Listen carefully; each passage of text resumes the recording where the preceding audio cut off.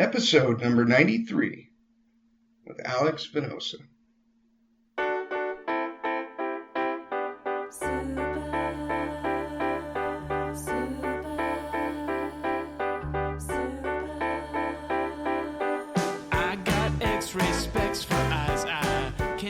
Welcome to the Heads Up Poker Podcast. This is Steve Barton, and thank you for tuning in.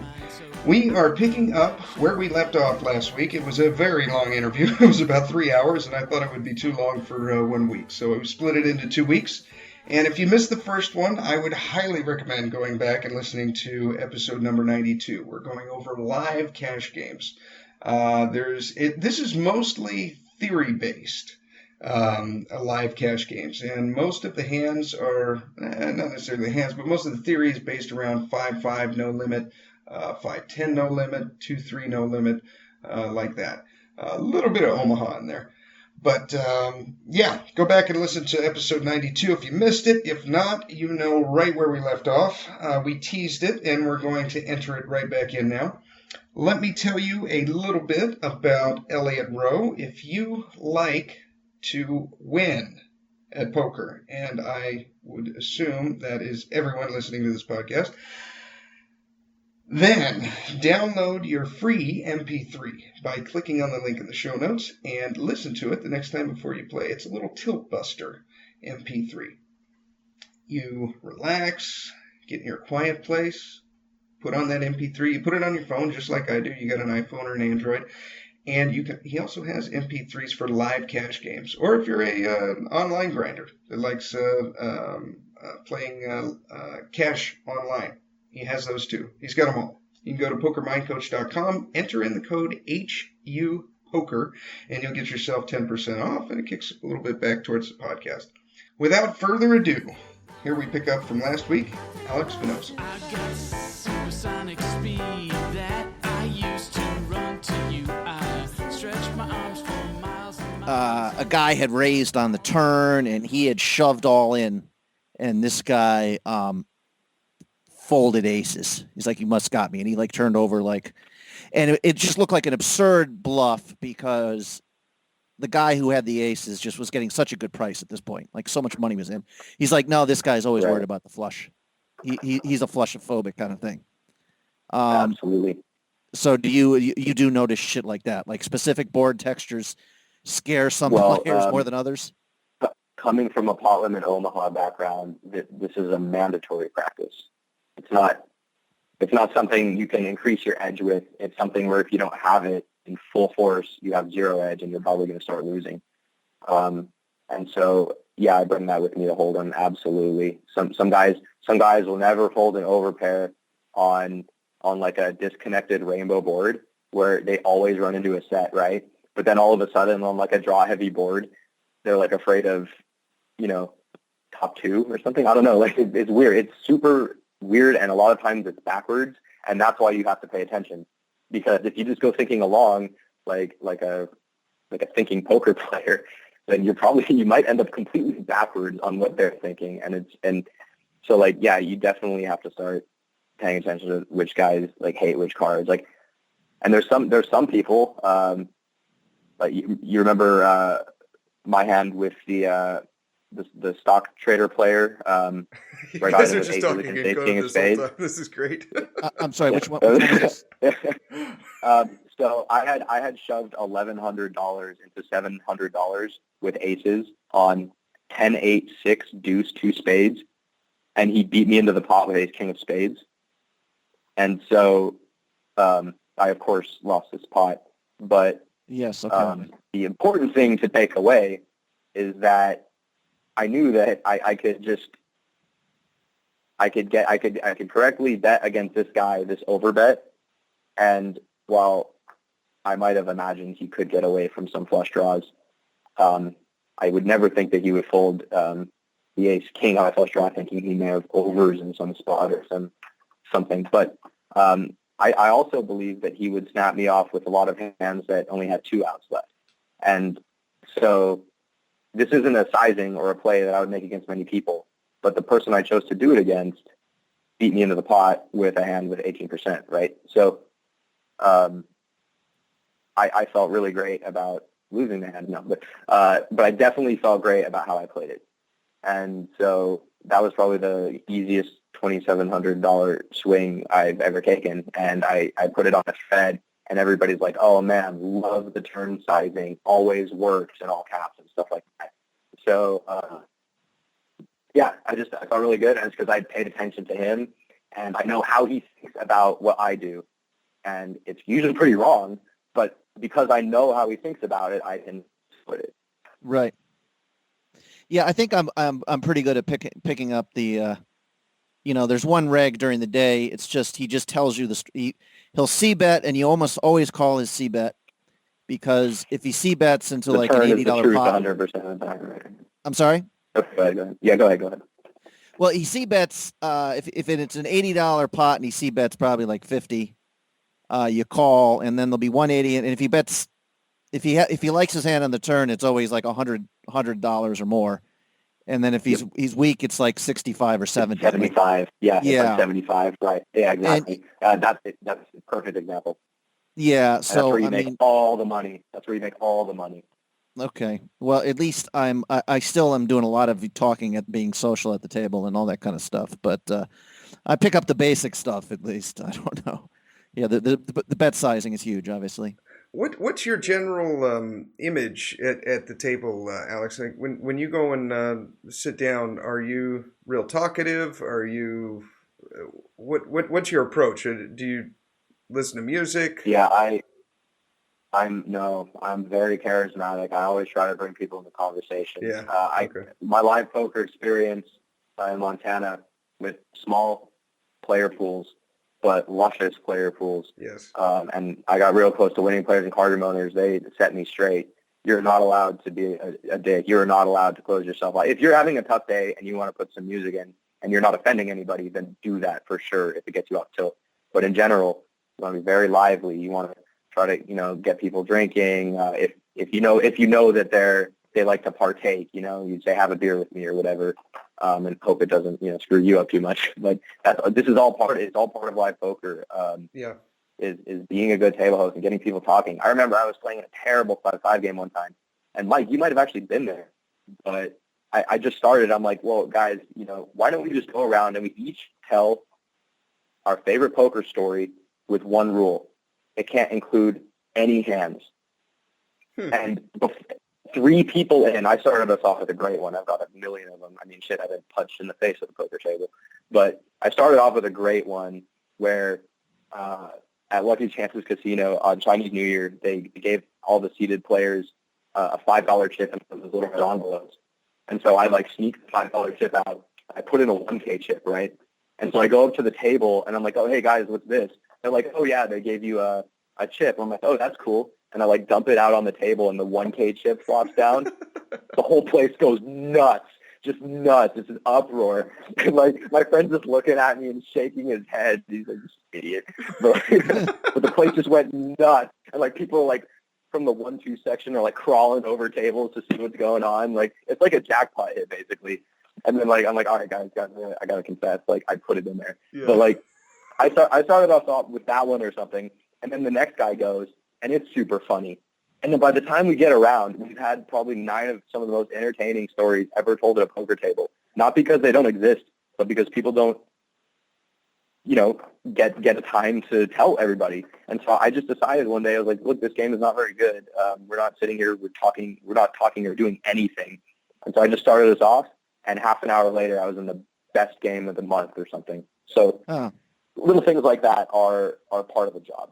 Yeah, exactly. I love that. I abide by the same exact theory. You just want to be friendly and get people talking, and that is so much more valuable than putting in your headphones and putting on the hat and sunglasses and not speaking a word. Yeah, and you get to pay a lot more attention to that headphones in. And when you talk to people, you begin to understand a lot more about who they really are, because a lot of times people kind of present a different form of themselves in a poker room, whether they want to elevate themselves or lower themselves if they're a real life winner. Because there's a lot of them. There's a lot of real life winners that I play with that I get to win some money from, who just have me crushed in life, degrees, lawyers, doctors, just 10 houses, bows, and they just want to come in and have a laugh or whatever. Yeah. You know, and fortunately, I can talk a little science. So if I run into a scientist, I get them going and see what they're working on or whatever. Just remove them from thinking about poker in any way, number one. Yeah. But also, they're going to enjoy their experience a little better there than when Mike starts blabbering off about ranges or something. Yes. What? I don't do that. Hey, Alex, I was gonna cold 6-bet with my king blocker, but his mouse finger twitched a little bit, so I feel like my frequency should be a little. Geez, Mike. I'm the one who drives the good conversations there, in my opinion, but I don't know. Well, perhaps at your own expense sometimes, but still not bad. Okay, well, okay, I suck. Fine. No, Mike's great to have at the table for just this reason. There's always good table camaraderie when Mike's there, so he does a great job. Oh, why, thank you. Very nice. Before we forget it, though, man, I got to hear about you getting punched. I'm getting excited. Yeah, I was waiting for this one to go. That. I'm actually cracking my knuckles as I wait to hear the story here. No. Right. So, I mean, it's about as bad of a story as it can get. Like, the guy obviously won a big pot off me. Not so I deserved it because he won. And so we got into a situation where I wasn't having a great day at the PLO table. And, you know, I had called him all in. And in the end, like, the obvious combo draw that he had came in, and he asked me what I had. I just went, hey, man, it's your show. You got to show first. And so he shows obviously, whatever combo draw got in, he won, scooped the whole pot. And, like, as I fold, I make the huge mistake of saying, see, no worries, you win. And he decided this is a good time to punch me in the face. Now, this guy was on a cocktail of medications. He might not even be alive anymore. And if he is, it's not a state that is worth living. And so, a tooth went through a lip a little and blood was coming out. But, I played high school water polo. That basically happened every day. So it wasn't a big deal. No teeth were shifted or anything. So I'm just kind of sitting there, like, kind of holding my lip, blood dripping in my hand, and I'm just kind of like, really, guys? You're like, I can't believe this just fucking happened. And the dealers and everybody's just kind of like sitting there because they're like, well, they're not fighting because I had to be the adult there. I mean, this guy, I'm telling you, like, he was getting up there and I can't look. 19 or 18-year-old me or whatever cannot fight this guy. That can't happen. I can't do that. Yeah. And so he stumbles out in a rage or whatever. And of course I keep playing. So yeah, that's about it. Yeah. And people treated me right. All the hot waitresses came over and comforted me a little bit. So one of them pretty gave cool, me a very man. generous, a very, very generous hug while I was seated. So the alignment was good, I guess you could say. And so really it's almost worth it because of how many times I've told the story at a table. So right. I think of it as an investment. Wait, what was all you said, your statement was, don't worry, buddy, you're good? But I guess you said it in a tone like he's stupid to even ask. Was that, or? Oh, of course. Yeah. Yeah. Okay. I was trying to okay. Absolutely. It's kind of like, condescending and okay.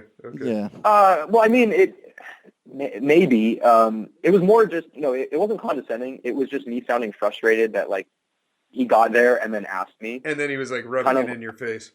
Yeah, I was just kind of like, see, what are you worried about? Would be like how I would describe what I said without saying what I said. Yeah. And then he was, obviously I wrecked this guy every game we've played, basically, with a few exceptions because of the PLO. But like, he was just fed up with me and like style and sure, happy. I had crushed him on a prop bet. He bet I couldn't crack like, I don't know, 6 minutes or 7 minutes for a mile or something like that for a decent sum of money, and I just demolished him. So, like, I don't know. And like I said, he was on a cocktail of medications, so sure, he was obviously out of it. And then, like, the next time I see him or whatever, come in, like, shake his hand, hey, what's up, Tony?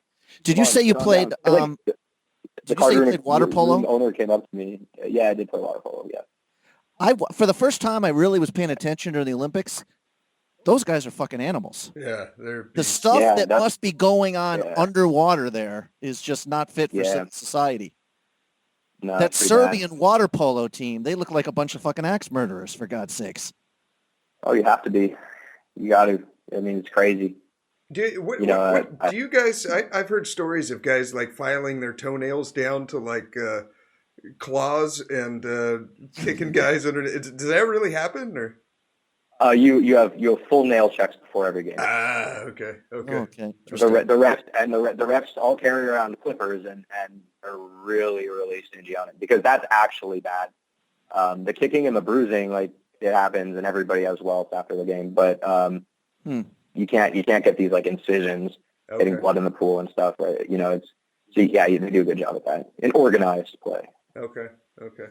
But it didn't occur to me what I mean, I knew like cardiovascular, you got to be just in great shape to play the game, but it didn't occur to me just how physically rough it is until I started watching. And I'm like, we can't even see half the stuff that's going on down there. Right. I was in the best shape of my life. And it was some of the best experiences for sure. Just the PLO, you started with No Limit Hold'em, I'm guessing, but the PLO. I did, but PLO crept in really, really quickly because it was so good towards right before Black Friday. Like, it was just kind of, I believe, breaking out, and it really all you had to do was just have a draw to the nuts, so at least you didn't get overdrawed, and then like your equities would realize themselves with the pace of online and multi-tabling and stuff like that.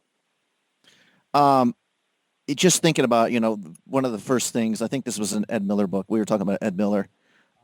Just talking about, the first thing you need to do is just to get numb of winning and losses. I would think doing nothing but PLO for a few months would probably be good training for that, for even if you're a No Limit Hold'em guy. Because it's just... Yeah, absolutely.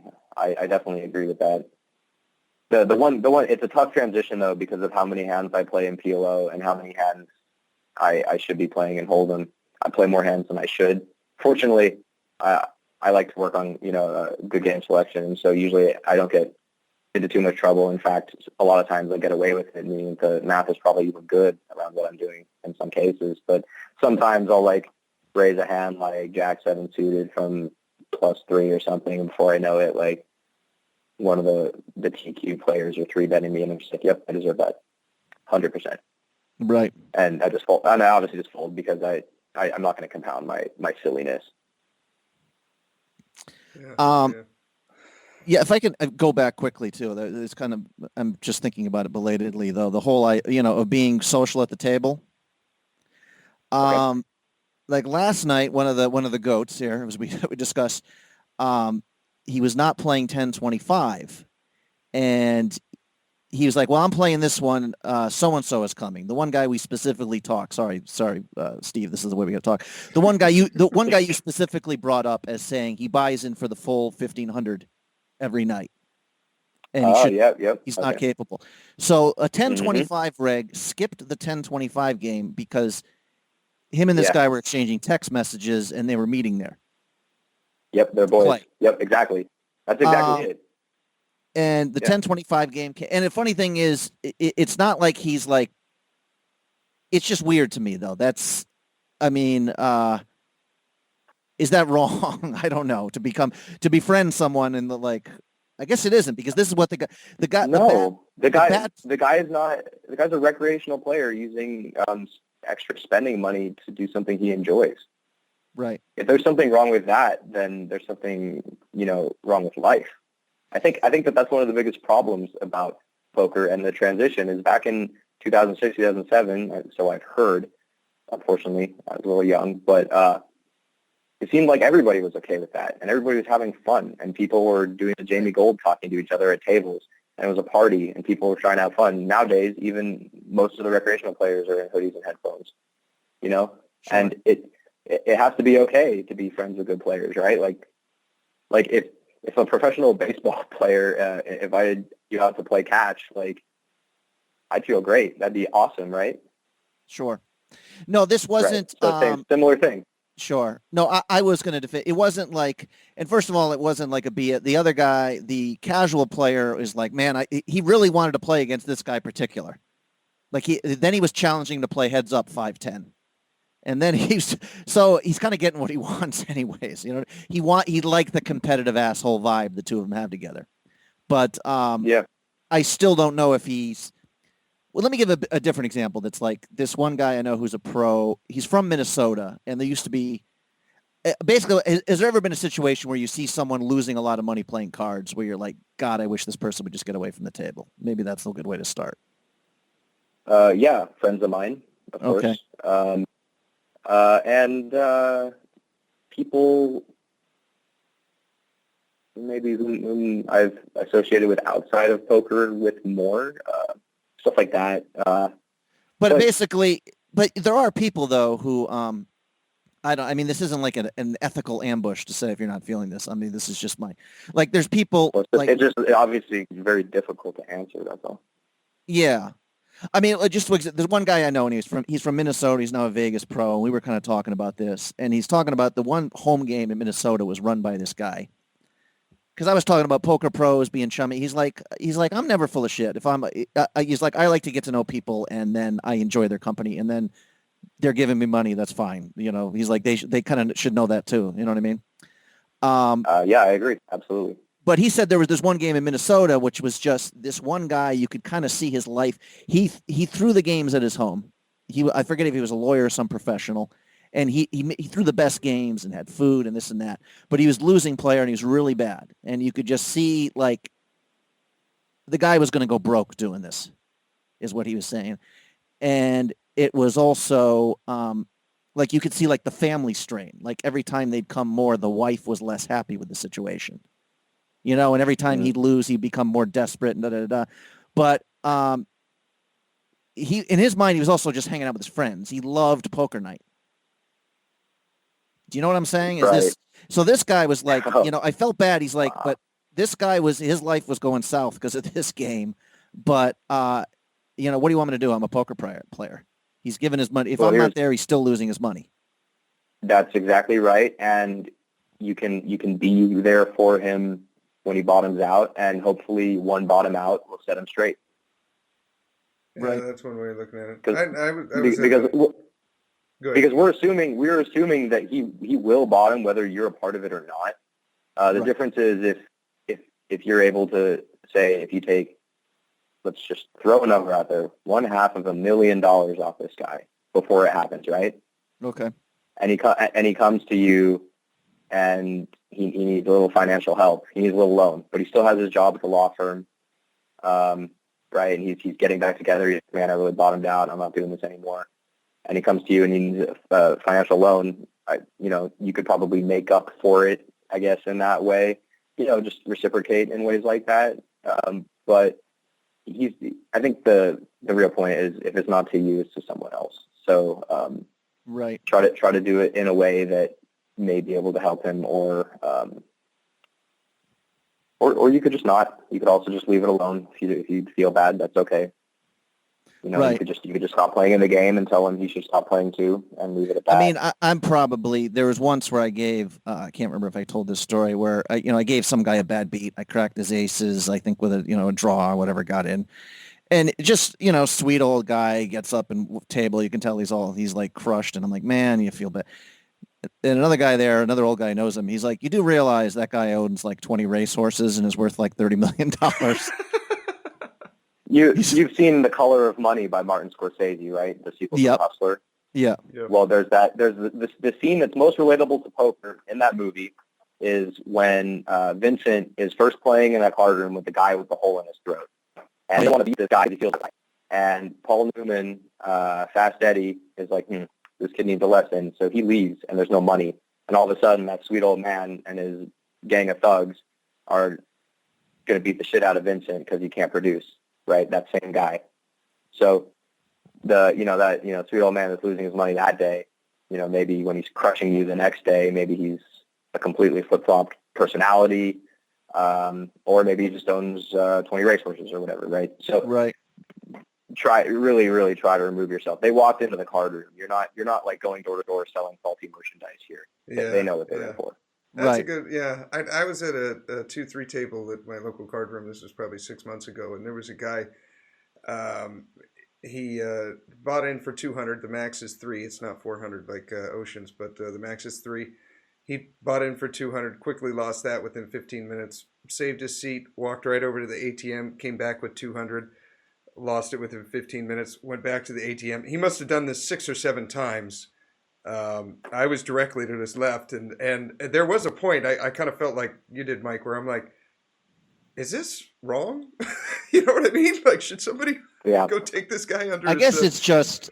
But yeah, I mean, it's he's going to be losing right, it somewhere, whether I leave or not. You know, I mean, what? Maybe this is my own lonely man stuff where I'm seeing, melancholy and suffering where there really isn't any. But like the degenerate gamblers don't really bother me. They've got a problem, whatever. They need to deal with it. I'm just talking about like the one who's coming in and thinking he's hanging out with his buddies and it's all fun time, where the poker pro can, like, well, this one guy that we were talking about before who shouldn't be buying in big. I mean, we could almost calculate probably to the dollar. I mean, you could take a guess if he walks into that place with $3,000 every night for a month. I mean, he's always down at least $15K at the end of the month, isn't he? He doesn't always lose it all. A lot of times he'll leave with small losses. He's an all or nothing kind of guy. Right.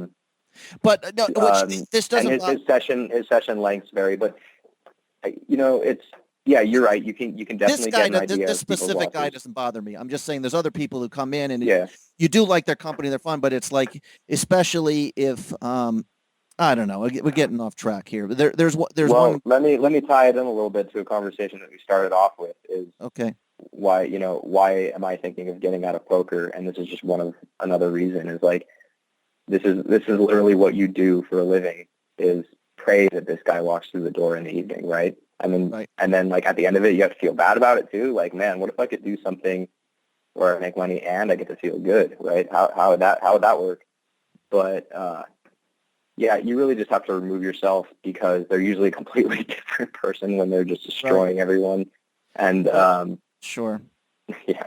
And they usually, like you said, they're a lot of times, obviously, they're winners in life too. So, but yeah, it is kind of like you said, the tournament. My buddy Carlos, he's a frequent guest here. We were talking. I'm like, these cash game guys, they don't have souls. I mean, I was kind of, being hyperbolic about it. I'm like, but like the tournament players, we're romantics. We go out there, we go in for the big score, and if somebody else gets it, if we know them, we're kind of happy for them. You know what I mean?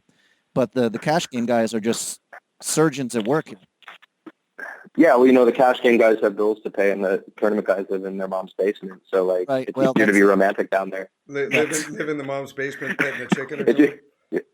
It's easier to be romantic down in the rent-free basement. Yeah, right. Well, but cash game players play to pay bills, like, for sure. Whereas a lot of times tournament players can get a lot more out of it as in terms of an experience. Right. Because of like the things you said, and like when I was railing my boy this summer when he knocked the tournament off, like that's awesome, and like the celebrations we had, like that made us feel really, really great about poker, and we all felt great. But then we woke up the next day and hit some either cash game tables or a good high value tournament as well. But you just maybe you start to expect things like that, and I think that's probably the danger. Right. No, it's just some of these things is I'm like consciously like, okay, I'm going to become a cash game guy. I'm going to go here, and you just, but you see the same guys every day, and some of them, they're not good at poker and don't realize it. I don't know. It's just weird. But we'll it's a move on from you that. You don't bring them there, and also like think about this guy. There's just one more little thing about this topic. It's not like the really good pro that's in contact with this guy, it's not like he's pretending to be a latex salesman during the day. Like, sure. Everybody knows he's a professional poker player. And so if this guy is still like coming to games with this top professional, what can you do? Challenging him to heads up matches. And right, exactly. The top pro is trying to up. This situation is There's not. No but I have seen here. similar. It's all wide open. I have seen kind of like similar situation. I mean, I don't even know if the guys at our casino I won't tell them about this interview because some of it's just, but I mean, no, I'm not going to, but there's like another one where it's very like these guys would took lots and lots of money off this guy, but they also, we're done with the conversation. I don't know, but I've got to make a living, and I should be following not following my own soul, but watching how the top guys do business here. I think for sure. Yeah, it's like if you want to make a living doing it, you have to do certain things. Now, if you want to do part-time, which is basically what I do now, I keep afloat. Like I worked really hard in the summer in Vegas, and so that will take care of me for while I'm, in school and maybe can't play as much. So that's nice for me that I have that. But as supplementary income, poker works great because, like I was talking to you about, hourlies based on high value times.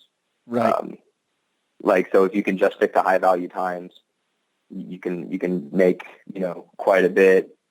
And then you get to skip the Wednesday morning games. Yeah, then you don't have to put the in different many dynamics, hours, but you make the same amount of money. Sadly, these are the kind of conversations. Just in like talking to Alex for like 20 seconds, I'm like somehow missing something that I've should have figured out for the 2.5 years of coming to this casino.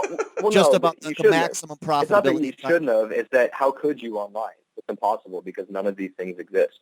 Like none of these ideas take a toll. Like if you like online, I wouldn't even know where to start. Like we in the Vegas house this summer, we had the cool online setup, and so the online guys were always rolling or whatever, and I'd see them even play my game PLO, and I'd be like, "What? You're folding that? Are you crazy?" And it's like, "Oh yeah, you can never ever play this hand here." And it's like, "Oh, okay." Right. No, but I guess that's true, but I just don't know. In the value of the 5-5 game with a smaller player pool, just playing on Tuesdays and Fridays, just to keep the 10-25, just to keep those 2 or 3 guys that play both, just to keep those guys out of the game, and instantly change the profitability of it, obviously. Oh yeah, I was talking about that those are my 2 days is for that exact reason, and it works, I think, really well. And Thursday seems to be just a really, really good day in general. Like there seems to be like 3 or 4 games very consistently at around like 9 p.m. ish. And so like if you had some way to keep your playing days to Tuesday night, Thursday night, Friday night, and maybe you had another source of income where you just make enough on those nights, then now you're really talking something doable, something enjoyable. Right. Whereas if you have to show up, Monday through Friday at 1 p.m., you're just gonna hit the same crowd, and it's gonna be lower, it's gonna be smaller. Right.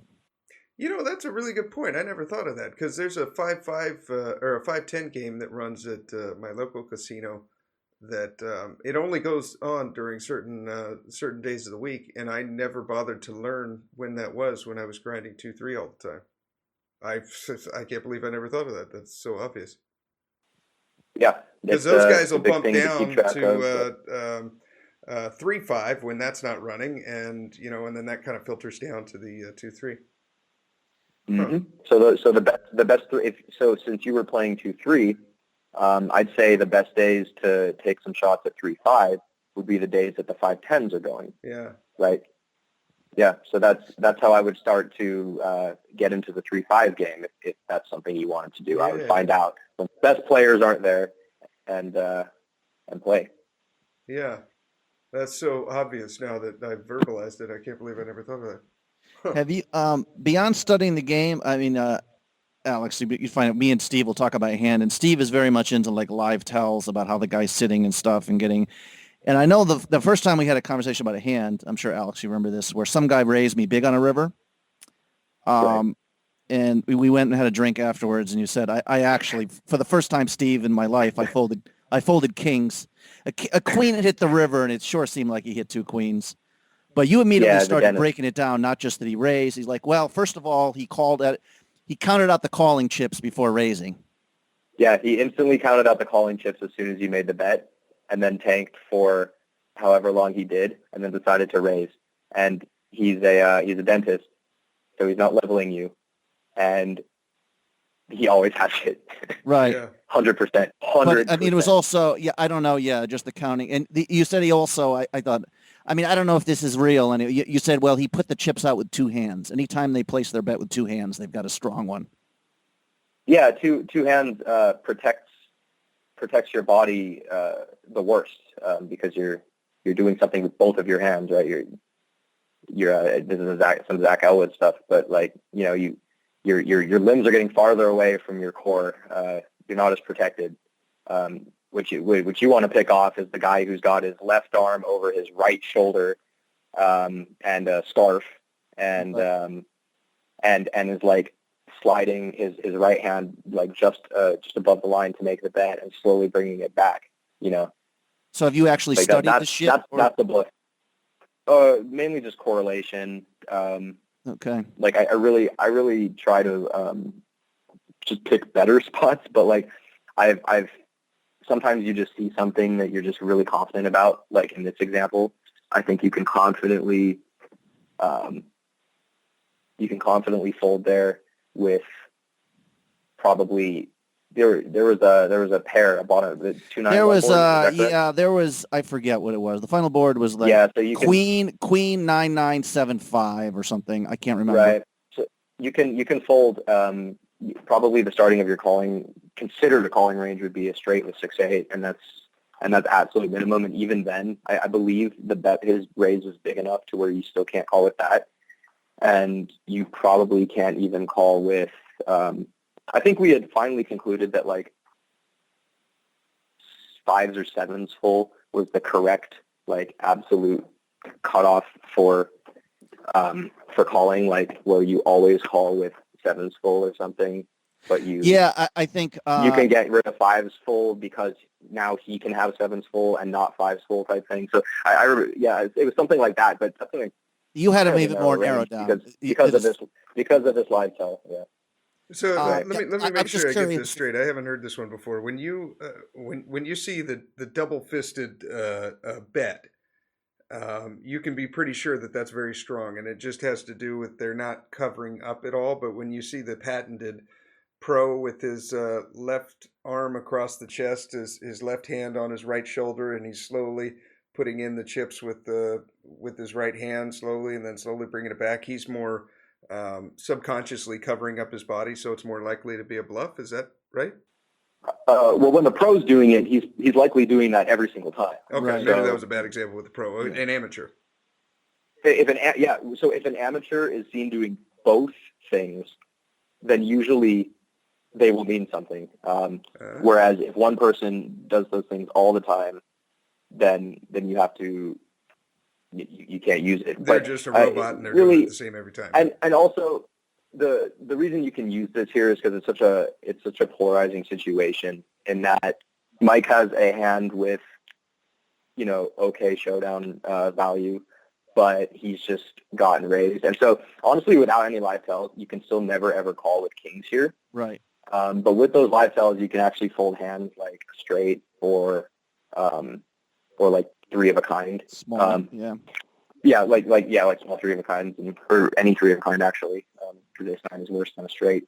And I was just curious. It's such a polarizing situation for such a huge bet that you can say that because he confidently put it in, that you can probably go towards strength too. Whereas if he put in like a C bet in that way as opposed to the other way, I wouldn't read much into that because who knows, right? Whereas he's pretty much telling you like I have queens full was his line set, or like queen 9. Those were like the 2 hands that his line was consistent with his size. Right. And so I think he definitely. I was just curious if this is something you've studied because you noticed things that I didn't notice there, and I was just curious if this is just experience, observation. It's just experience. Yeah, right. It's just experience. I mean, I've read the books on tells too, but you also have to experience it. I don't know. Quickly, Steve, do we, Alex, do we have a couple time for maybe a couple hands to discuss? Strategy hands. Steve, do you have anything? Yeah, I got one. Yeah. Okay, great. Let's do it. Okay. All right. This came from. I played a tournament with the. This is not a tournament hand, but I played a tournament with my mom a few days ago, and right after I busted that, I went to the 2-3 table for an hour or two, and this is a hand from that. Okay, so 2-3 no limit, max buy-in is 300. This is probably 6 hands into it, so There's a couple of regulars at the table, and they, actually, now that you're giving the OCM analogy, I think this is pretty accurate. OMC, yeah, the old man coffee. Yeah. I think this is that the regulars at the table. But there's a kid to my left. He's let's see, two spots to my left. In the 6 hands that we'd played, he probably played 4 of them. He seemed kind of active. He seemed kind of active, but it's only a 6-hand sample, so that's really not saying much. Maybe he's on a run. Okay, sure. Okay, so he raises under the gun under the gun +1. I'm in the big blind. He raises under the gun +1 to 12. And that's a pretty standard size for the 2-3, anywhere from 12 to 20, I say is standard at this room. Probably the same at Oceans. Yep. I don't know. Yep. Okay. It folds around to a late position guy. Let's see. I don't remember if he was the cutoff or the hijack, but he calls 12. The button calls 12. The small blind calls 12, and we're in the big blind with 2 black 10s. What are you doing? Oh, gross. Yeah, now you see why I brought this in, right? there's only one incorrect answer, and that's fold. Okay. I would call. Okay, and why would you call? The reason I would call is when we had talked about earlier, we had said like 9s plus, and then ace king, ace queen, and obviously 10s falls in there. But this is a very interesting spot where you get to close the action of a 2-bet with tons of callers. And really, let me make sure I'm not, how much money do you pick up if you win? Sorry, what's the stack of the first raiser? The first raiser, he's got me covered by about $100. Everyone else has between 200 and 300. Okay, yeah, that's why. Is because the amount you'd have to raise to pick up all the dead money against the weaker part of the first raiser's range, as well as be able to, make value out of this play, would have to be a decent amount of money. You'd probably want to raise to something like 60, maybe 70. And the problem is when the under the gun has a lot of his range, actually, he can just ship over you. Because it looks like a squeeze spot, so he might be more inclined to do so with hands like ace queen suited, definitely hands like ace king, and then of course jacks are better. And he's also never fighting back at you with worse in this spot. Like you're never going to stack that guy with 9s pre-flop. And so when you just think about all these things, it's certainly not a mistake to make it 70. But I find that in games like these, if you call for another $9 because you're in the big blind, right? Yeah. So you call for another $9 into a large pot. And when you make a set, you just make a ton of money with very low risk. And it should be really, really easy to navigate because it's all 100 BB and lower stacks usually. And so, yeah, I feel like a call is a very comfortable way to make money in that spot, whereas there's nothing wrong with just trying to squeeze and pick up a lot of dead money with a really good hand. So both are okay. If he had a larger sample on the original raiser where he had played 17 out of 25 hands or something, does that make the squeeze juicier for you? Absolutely. Okay. Yeah. Oh, absolutely. Yeah. If you know that he's an active 2-3 player, which probably means he's losing because with 100 big blind stacks, he can't really be that active. Then yeah, it's absolutely a raise there because there's a lot of dead money, and that's just good. Having played this hand before, I'm sure we all have, though. The other problem, obviously, if you raise it to 70, if the first guy calls, you got 2 more callers. They don't even care about their stack depth and all that. Do they or no? Oh, shoot, do they? They might, I guess that's a big but they also I mean, there's nothing you could do at that point. Like when you raise to 70, there are no hands that the first raiser should be calling you with. And there's really nothing that any of the $12 callers should ever be calling the 70 with either. But so if they're doing it, it's just out of your control. You just have to, if you're in a game like that, you just have to play strong hands and hope they hold, Right. Okay. Okay. So, Steve, what'd you do?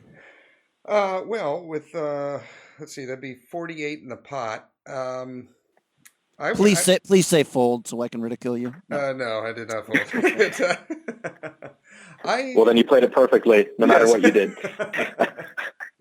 I made it 45, and I guess this is way too small. And my reasoning was I'm basically potting it here. I thought that was a good raise size, not so much that it basically commits me to the hand, but enough that I was hoping to get heads up with one of the other players. But I guess that's too small. Maybe this is tournament thinking. Well, I don't know. no, yeah, even tournament. Yeah. Maybe the thing is you're turning tens into a bluff when you're raising there. Okay. Pretty much. I mean, it's super close with a hand like tens, but they're against the position of the first raiser, you're bluffing his range for sure. Unless he's just so wide open, in which case, like Mike and I said, then it's just then you just put a 3-bet in. But you're turning your tens into a bluff, so you might as well get the most fold equity to pick up the dead money. So you might as well make it a little bigger. You want to discourage multi-way action, because if multi-way action is your goal, then calling is the right answer. Is the best. So if you think that your 45 is going to see a 4-way flop, then you are much more profitable seeing it for $9 than you are, or $12 than you are for 45, because the stacks are a lot deeper. So when you do hit a set, you get more money in with a set rather than getting more of the money in pre-flop with a pair. Okay. Okay. I like that. Yeah.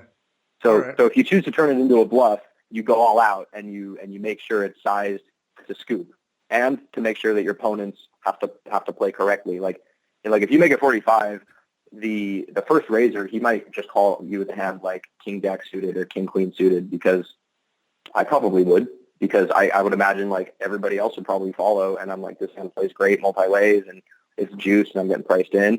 Whereas if you made it 70, I call with the 0 hands and I raise with only hands that are a range that is way better than tens. I only raise you with jacks or better, or ace king probably. And when I re-raise at that range, you can just comfortably fold your tens without any doubt. Yeah. Okay. Yeah. My thought was, if he comes over the top of me, that's an easy fold. And if he calls, I really thought I was going to get heads up with the original raiser, but I did not. Everyone else called. that is quite optimistic. Yeah. Very. That is very, very optimistic. Well, I am an optimist, but this is a bad time for it. Yeah, right. Well, it's like, because basically, if you can predict a multi-way pot, you have to think about like how much money you want to put in pre in this multi-way pot, and obviously with a hand like tens, it's less. Yeah. Okay. That's a good point. But you weren't predicting a multi-way pot. You were like, oh, I'm just going to get a caller, and then like I'm going to win on a ton of boards, and it's going to be great. And then you saw the flop 4 ways or whatever. So this is a spot, again, we're kind of referencing it before, well, if you're never squeezing with some kind of crappier hands or raising, then you're not going to get paid with aces. Here, you're just doing this with jacks plus, pretty much. You're only doing this for value. Squeezing. Yeah, only for value. Yeah, never value. like your ace 4 suited just to balance your range or whatever. No, because the ace 4 suited plays so well as a call there in these games. Because when you do hit equity, you can really, really work with it by just calling. It's not that raising with ace 4 there is a bad play. It's just that it's probably really profitable, more profitable to see a flop with it and be able to exploit and try to stack someone who's really not drawn too well. I mean, dead money is great. Pick up dead money when you can, but if you have a hand that actually plays really well multi-way and you can stack people with it, then go for it. That's great. Yeah. Implied odds. Okay, I got you, Stevie. So what? Maybe if you woke up with a hand like ace jack offsuit there, would be like probably one of the best hands to do the squeeze there. It's playable. It is a blocker. When you pick up the dead money, you're really satisfied. When you get calls, you can sometimes win. Right. So that would be like the type of bluff hand I'd have there. But the hands that play well multi-ways, I definitely like to see flops with. And the hardest hands to answer, like tens, yeah, basically you see flush. And so Okay. when you're 3-betting here, you're never making it 45. You're always going 60 to $75. Yeah. With aces and with kings, queens, and jacks, I guess, and that's pretty much it. Yeah. Okay. Yeah, I mean it's the same principle as I completely lost what I was going to say, but yeah, I do. I make it the same size. Okay, Stevie. So how many callers did you get here? We got 4 callers. The first guy doesn't take very long. He calls, and everyone else does behind. So we go to the flop, 5-handed. So hold on. You got 225 in the pot, and how much is in your stack? I started with, you know what? I wrote it down here. I started with 280. Okay, so you have almost exactly a 1-to-1 pretty much for you. I got you. Close, yeah. 225. Yep. I got 280. Yeah. Well, you have If you start, you have 235 left, is what I'm saying. Yeah, but yeah, okay. Oh, okay, yeah. Okay, so the flop is a 4-6-9 with 2 diamonds. The 6 and the 9 are diamonds. We got 2 black 10s. The small blind checks. I'm calling it off here with this much money in there. Yep. That's the thing is you pumped it up pre-flop, so now you're just trapped in. I have a hand that has to just try and win. Whereas if you had called and seen that flop, you can bet fold, you can bet call depending on who the raiser is. Yes, but since the pot is so inflated because of pre-flop, like Mike said, it's a bet call off, and there's nothing you can do. But it's not a bad situation either, I guess, right? Because no, it's just by variance. Yeah, but if you get it in here, if someone's going in, it's they almost never have an overpair. They draw sometimes a set, obviously, but overpairs are extremely unlikely. The likely hands you're running into are flush draws with overs and sets, and there's probably a lot more flush draws with overs and sets without doing a full count. So yeah, it's definitely a bet call off. Okay. I bet out. Or you might get lucky and you might have ace-9. What's that? You might get lucky and they might get it in with ace-9 too, which is another reason. So right. Okay.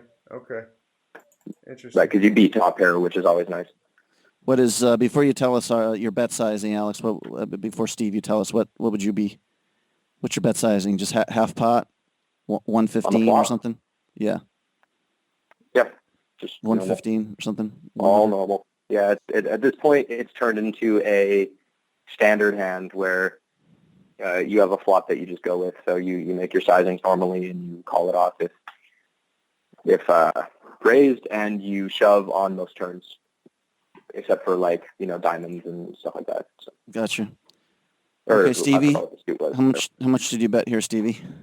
I bet. I guess I went way too small. I bet 60, and then this maybe I went too much on a live tell.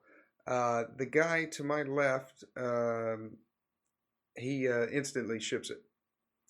So I bet out 60, and then he kind of looked at my stack, and then he said all in. And then everyone else folded, and it folds around to me. So I got 175 left. Yeah. Yeah, 175. He might think. I don't necessarily think he's bluffing, especially with 3 other people in the pot. But you've looked scared. You've looked scared in this hand, kind of. Like I said, smaller 3-bet sizing. Even the weakest of players notice you have big flush draws there, especially with the weakish sizing of your flop bet. Yeah. So even the nittiest of players know that when they look down at the king, queen of diamonds, or I'm sorry, what was the suit? Was it diamonds? It was diamonds, yeah. 4, 6, 9, 2 diamonds.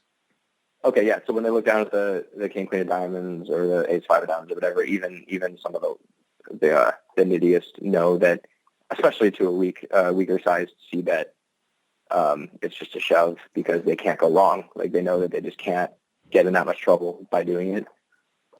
Okay. It seems like, Steve, like you said, your 3-bet was small because you wanted to be able to get away with it. And now, I don't know what you're going to do, but it sounds like your C-bet is also small because you just wanted to get away cheap.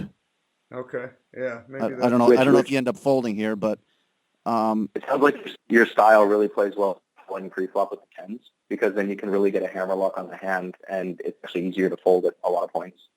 Say that again. I didn't understand what you're saying. So your style of wanting to protect your stack plays well into calling pre-flop with the tens rather than raising, because when you raise, you're inflating and you're increasing your variance in the hand, and it's a lot harder to protect it. Whereas if you had just called, you can definitely leave yourself a lot more room to play and fold. Yeah. You're pretty much in a must call spot with one pair, Yeah. which a lot of people just don't like. Right. You know what I mean? Well, So, I mean, it's one pair, but it has its merits. right. Yeah. Okay. It's an overpair, which is good. It's a good start. Okay. Like for example, if the flop was Jack or Queen 6-4 with 2 diamonds, and you would bet 60 and got shoved on, then you can comfortably fold there, yeah. But not with tens, no. Okay. On 9 high. Okay. Right. All right. Yeah, it got around to me, and he looked so freaking confident. He just looked like he knew he was going to win the hand, and well, I guess he did because I folded. But I was so certain that he Did you punch yourself in the mouth afterwards at least? no, but I wrote it down so I could bring it up on the podcast. Somebody needed to get punched here. Yeah. You know what's interesting? You said that he looked confident. I would almost now be careful with this, but I would almost be more inclined to think that he was on a draw and trying to look confident, because if he had a set, a lot of 2-3 players, if there's a flush draw on board, don't really want the call there. Like it's pretty perverse, but it's like a lot of times they'll be super nervous with top set, but they'll have like ace X of diamonds and just be like, oh yeah, this is a great spot to bluff shove, you know, like, and so they're super confident because they're like, oh, I love this spot. This spot is great because even when called, I win a lot of the time, and maybe he folds some of the time because he can't have tens because he bet 60, and yeah.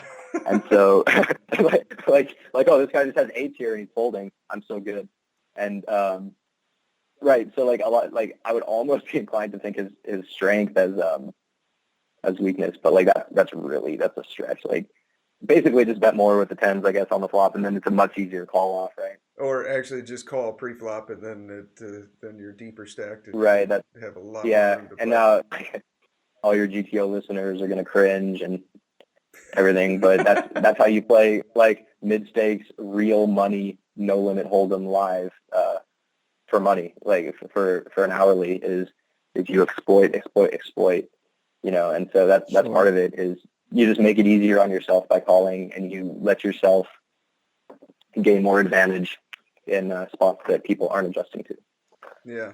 Okay. Now, in just the defense of the flatting here, I mean, I know a lot of times I kind of know where Steve's at emotionally, even if he's not. It's like, well, geez, this is going to lead to a lot of tough decisions post flop.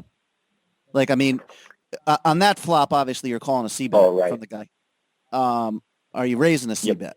You're not never raising there. You're just calling. No, in fact, I'll fold depending on his sizing. Wait, so you're saying we have the tens, we only called pre-flop. I'm saying if we didn't 3-bet and then he bet 50 on the flop, if he potted it, you're just folding there, you think, a lot? Good chance, yeah. I mean, because basically I've already made money by calling pre-flop due to implied odds and immediate odds on different size bets of my opponent's C-bet or checks around, stuff like that. Just the value of the hand, along with the implied odds of set mining, have already made me money pre-flop. So it's not necessary to actually defend your tens in the spot against a pot size C-bet, because a pot size C-bet to me looks like, jacks are better or big flush draws, and why guess? I mean, you've already made money in the hand. Why guess to try to make a little bit more? Right. Yeah. Okay. But but if you did call, if he only bets half pot and you call, and then the turn's a queen, and he bets again. Well, what does he bet? What sizing type thing? You know, or like how does he bet? No, I understand. There's all these factors. I'm just saying. Yeah. I could probably call on a queen again too, and then if the flush draw breaks out on the end, and I check and he makes like a normal looking bet, I might be inclined to call him or get away from it depending on the player.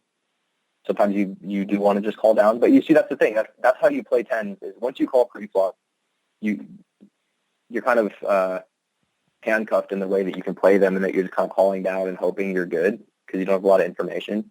And so that's probably why you release on certain C bets. Right. Like you could probably release on the turn. That would probably be like if he bet half the pot as a C bet, and then the queen comes, and then he bets half the pot again, which is obviously a bigger bet. You can release, sure.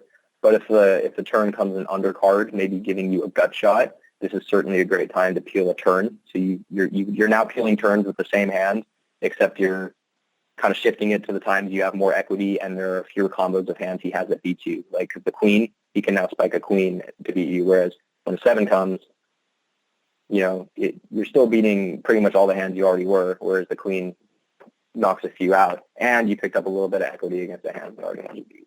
So you can do stuff like that. You can kind of, toy around with your calling on the flops and turns with the tens if you so choose. But I think the easy decision would be when you see bets the pot and he just looks like he's protecting an overpair in a multi-way pot on a flush draw board, and it's just really a really comfortable fold. Okay. Right.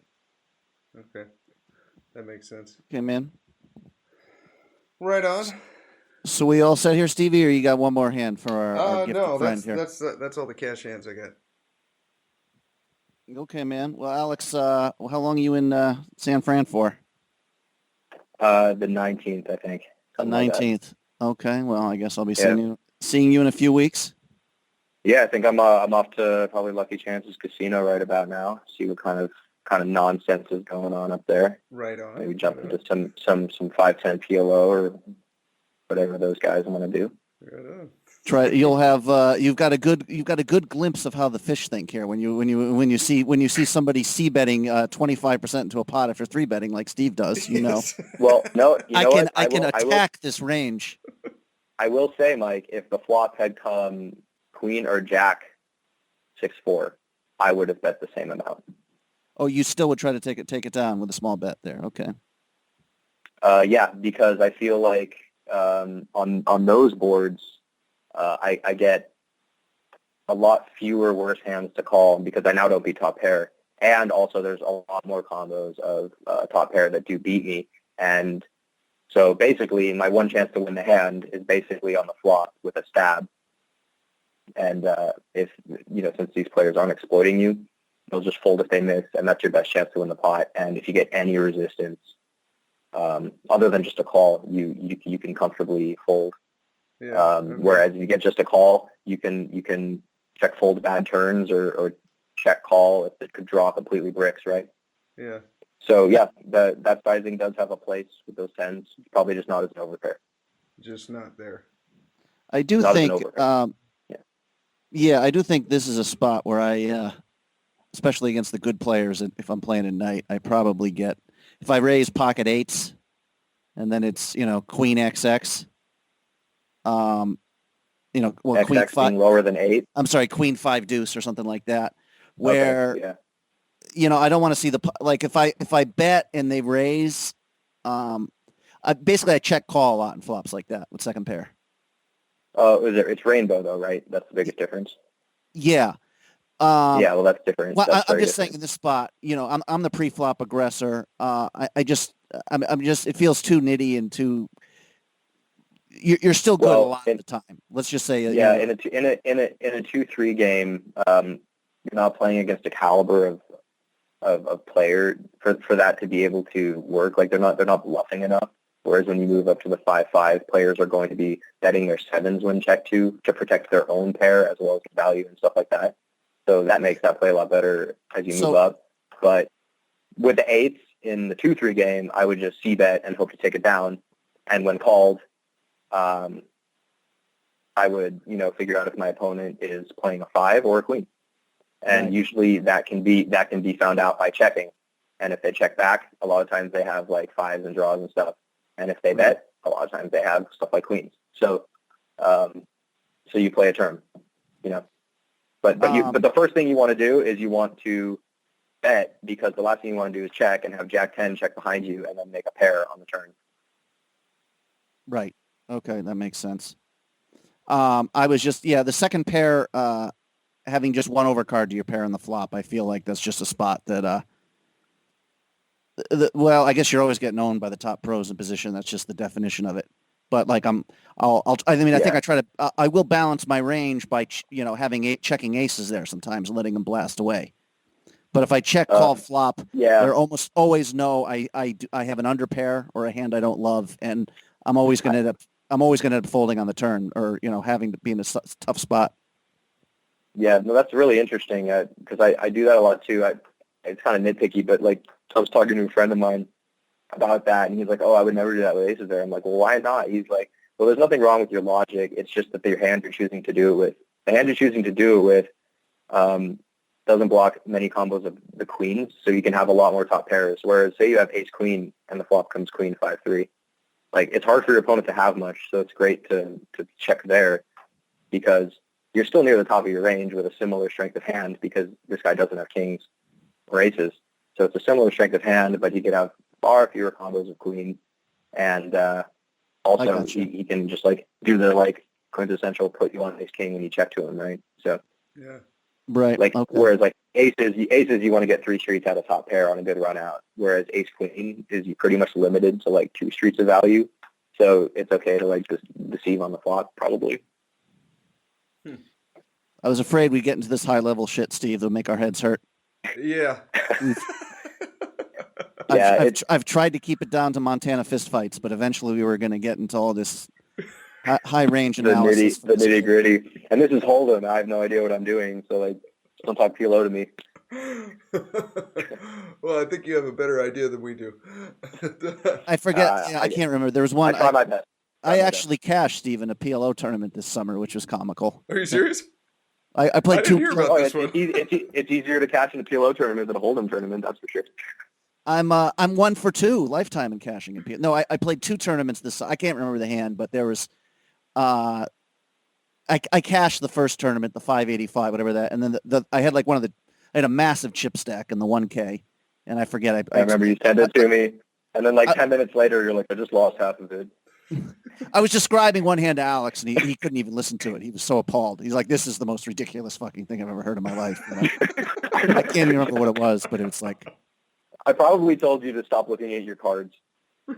Okay. Because if you stop looking at your cards, you still have like a chance to win the tournament, I think. But if you start like thinking and trying to make decisions, you're just drawing dead, I think.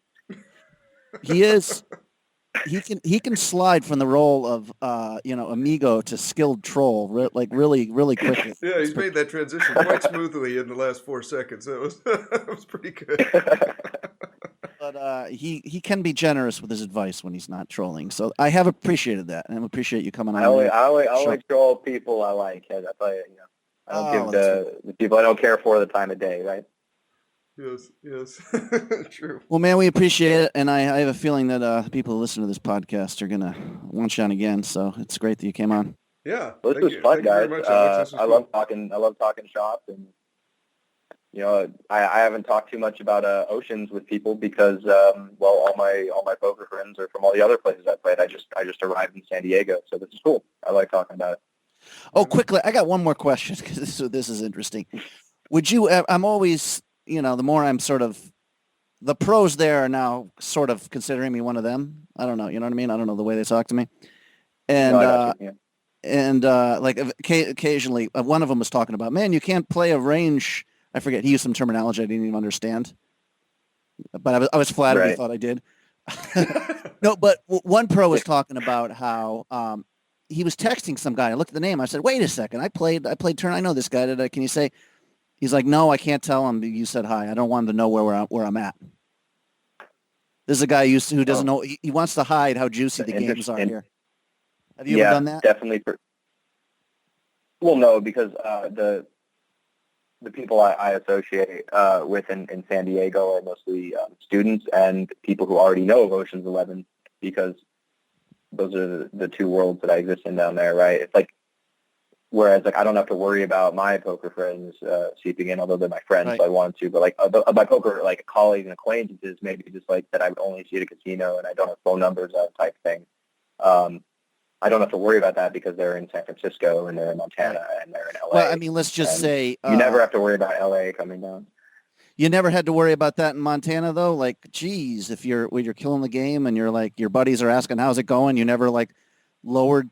Oh, well, like I said, when the ratio's 3 pros max, I mean, Right. if a couple of them sat down, it's not even that bad. It wouldn't hurt you. Okay. It hurts obviously a little bit, but not much. It's pot limit Omaha. It's pot limit Omaha, so it's a little different than Hold'em. Like, you got juicy Hold'em games, you kind of have to really protect that stuff because money goes like fast with low equities, or PLO money's always flying around from good players to bad players, to good players. Right. Oh, okay. That's interesting. Yeah. Yeah. Whereas like Hold'em, mostly money doesn't flow from good players to bad players. Like, it happens very, very infrequently.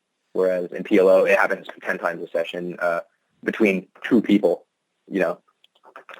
between a pro and a recreational player. Like, they'll each win the same number of hands, but like the pro will win slightly bigger hands or something. So he'll win more money on those hands that he wins. Yeah, we'll win more money and fold when he needs to, but they'll win like the same number of hands basically because that's how the game. Yeah. I just thought this was interesting. I never heard this is the pro with the new baby. It was just he's like did not want. Oh yeah, well, he did not want to know. Yeah, he used to play at a different casino and now play here. Especially his crew. Yeah, he comes from bigger games of bigger players, and the last thing you want is for those guys to see a deep stack 5-5 because. Yeah, I would think. I mean, they're all going to come in and play like him, and like you said, what did he? I bet you with 7 deuce or something, and you just insta folded. Like, yeah, you probably don't. He doesn't want more of those guys at the table, right? Yeah, his hourly will go from $40 an hour down to like 15 or something. If a couple of his buddies he's making a lot more than 40. Well, I mean, this guy's hourly is probably like 100 an hour at 5-5. Oh yeah. Wow. This guy especially. Yeah. He's good. Yeah, it's kind of hard to describe, but it's true. Wow. Yeah, just do you think it'd be better? You're talking about how people can get crushed. The 300 big blinds we keep talking about is a lot. I mean, people can get crushed. Yeah. Can get crushed really fast. I mean, I've seen people definitely lose 20, 30,000 in a few weeks there, and just you don't see them again. I've done it. Yeah. No, but I mean, would it be better for the overall, I don't know, ecology or whatever word you want to use, if it was $1,000 max buy-in where the bad players don't lose their money as fast? I mean, would it keep the game long term? No, because the fewer, like I said, the fewer big blinds you have, the harder you are to exploit. Because especially if they're playing like the 25-17 startings and stuff, like a lot of these own season stuff play. It's really hard to. Sure. I mean, your hourly to make a lot of the money. All of the money you make is of the last 500 of the 15. The first 1,000, they make it off you, and you make it off them because you both have like big hands, and you both bet them. And then at one point, one guy gets priced out, right? The real money deciding factor is that last $500. They put it in, and you don't. Gotcha. That makes sense. But I mean, I guess my only point is obviously your hourly goes down if there's less chips at the table against bad. But I'm just saying we're talking about how smaller. Yeah. We're just talking about how the poker is.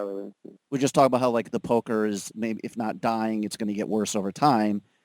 If the bad players. That's the problem is if you want to keep the game going longer, you're going to have to do things that hurt hourlies of winning players. See, the thing you're describing is better for poker and better for poker recreation, but it's hurting professional play. It's hurting hourlies of professional players, but it's good for everybody else. That's why most casinos have 100 VB caps. They know what they're doing. They really do. And so really the only person you're hurting by lowering the buy-in cap is the professional. Good stuff, man. Good stuff. Right on. Well, thanks for coming on, Alex. Man. This was a lot of fun. Yeah, sorry about that technology problem. It's a new MacBook, and I'm furious. So I'm going to go get that fixed tomorrow. Okay. Well, hopefully the sound quality is good enough. We can I think it will be. No, I think Right. this is fine. This is fine. Yeah. Okay, homies, have a great night. I'm a fellow right. DJ. I'm a fellow DJ and off to play some poker too here. Send me some hand histories from Ocean's 11. I could always use a good laugh, man. I'm good for the laughs. Right on. That's right. Good deal. And All right, gentlemen. yeah, thank you for coming on, and thank you for tuning in. And here is your weekly motivational speech. Make a declaration to yourself. Declare all out war that you're going to get out of this rut. Got to go up in there and wrestle with it. Will it be easy? No. Will it be challenging? Yes. What do you want me to tell you? That it's going to be a picnic? No, it's not. It's going to kick your butt? Yes, it is. I said to myself, I will never go back to this again. I said I will never be treated like that again. I will never go through what I went through again. Are you going to want to die? Yes, that's a part of it. But that's just what you must go through in order to get where you want to go. And guess what? You are strong enough to do it. You're strong enough, and your life is worth whatever you have to go through. This dream you got, whatever you want to do, will it be easy to just run out there and do it? No. Will it happen overnight? No. Will it be a struggle? Yes. Will there be times when you can't make ends meet? Yes, that's a part of it. Will there be times you won't know what to do? Yes, that's a part of it. There was days I didn't want to get up. There was days I didn't want to put my clothes on. There was days I didn't want to face the world. Are you hearing what I'm saying? But this is only the beginning. This is not the end. This is not where I want you to be for the rest of your life. Decide that you're going to begin to live life on a new level, seeking out new horizons, that you're going to find more love and more joy and more ways to give. And so I was blessed because I went through so much pain that pain actually pushed me. You better hear what I'm telling you today. I'm telling you that pain pushed me to prosperity. That pain pushed me to greatness. You can either live your dreams or live your fears. You have got to get to the point where you say, I'm sick and tired of living like this. There's got to be more. That's when people go out and strike out on their dreams. That's when people get out of relationships where they're dying together rather than growing together. Listen to me very closely. You got to hear what I'm saying. I've been trying to tell you for the last 2 years that pain is temporary.